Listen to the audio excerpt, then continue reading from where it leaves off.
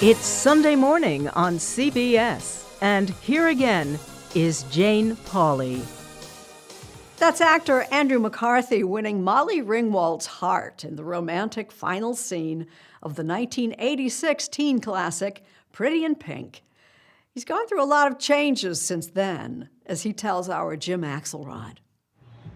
I lived here in this one, early mid-'80s. So If, as the wise man said, you live your life going forward but understand it looking backward, I was here for St. Elmo's Fire, Pretty in Pink, Mannequin.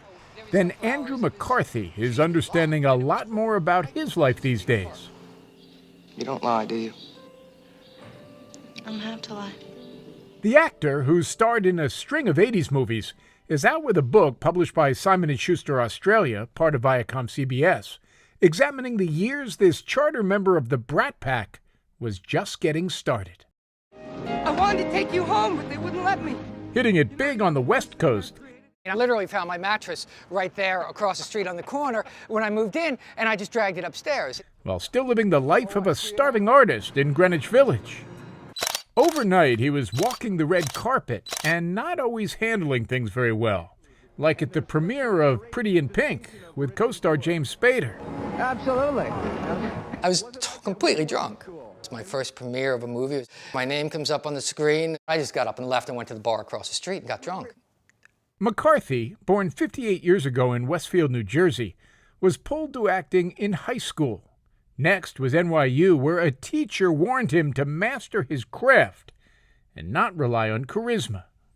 When she says to you, if you keep smiling like that, you're going to charm us all, and it's going to It'll be be your your downfall. But what's interesting about that is that I was like, yeah, your downfall. Who cares? You like me and you want me to keep going. You know what I mean? So I really did want that. Very nice to meet you, Mrs. Burroughs. He kept going, catching lightning in a bottle cast opposite Jacqueline Bisset in the movie Class before he was 20. Knowing he was new to the business, the then 38-year-old international sex symbol invited McCarthy to stay at her home in the Hollywood Hills. When we're talking about things that were happening to you that weren't happening to other 20-year-olds. That would be one of them. That would definitely be one of them. No, Andrew McCarthy was not living the life of your average 20-something, as he writes about one interaction with Bisset when he was lying down in her den and she approached. She kissed me once deeply. Oh, that. Oh, now you're just going for right for trash. I am asking the question the 15-year-old me would want to know the answer to. Just one time, it was one of those adolescent fantasies that just happened, and that just happened. Quick, what's the meaning of life? It may have just been one kiss, but McCarthy was getting the idea. Life was changing.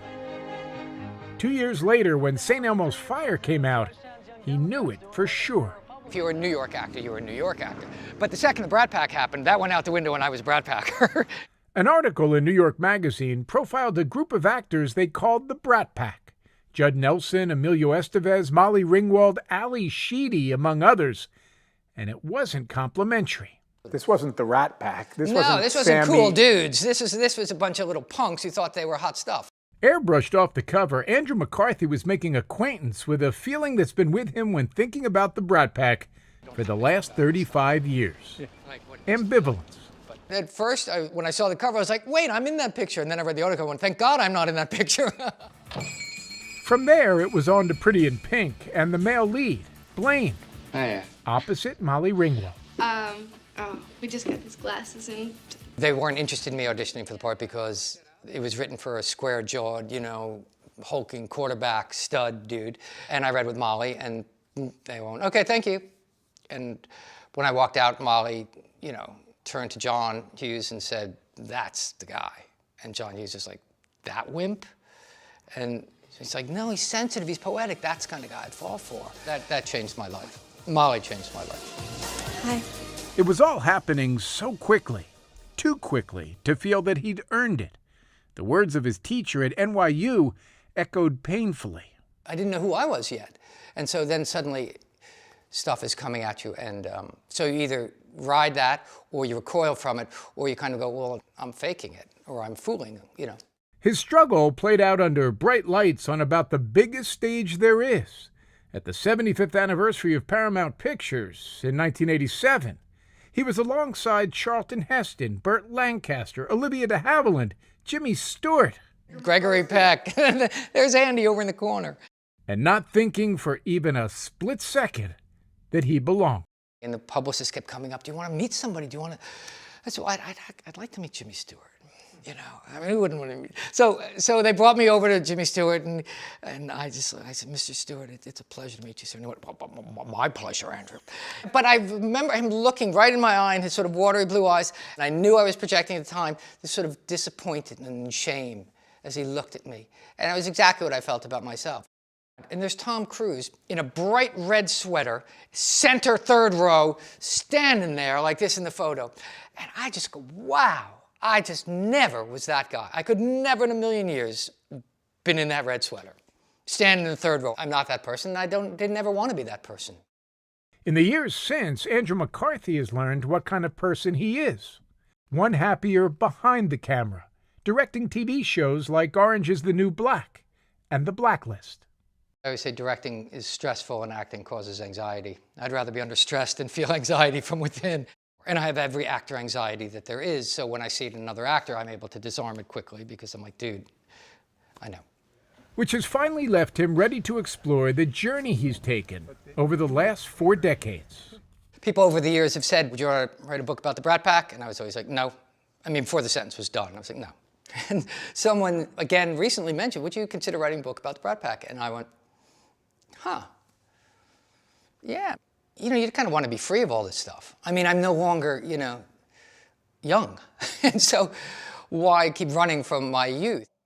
Andrew McCarthy is no longer running, choosing instead to make peace with a group he'd never aspired to join. We're here talking because I was in the Brat Pack. Had I been in a bunch of those same movies and the Brat Pack, quote unquote, didn't exist, quote unquote, we wouldn't be having this conversation. And make peace with himself. Like, I did just fine. With who I was and who I am, I did just fine. That's a lovely place to get to in life. Well, I mean, you know, we get so old. But to come to some kind of peace with what happened, so that's why, you know, we talked so long ago, and to have dragged it around, to finally look under the rock and go, you know what, it's okay. Did just fine. It's just fine. Yeah.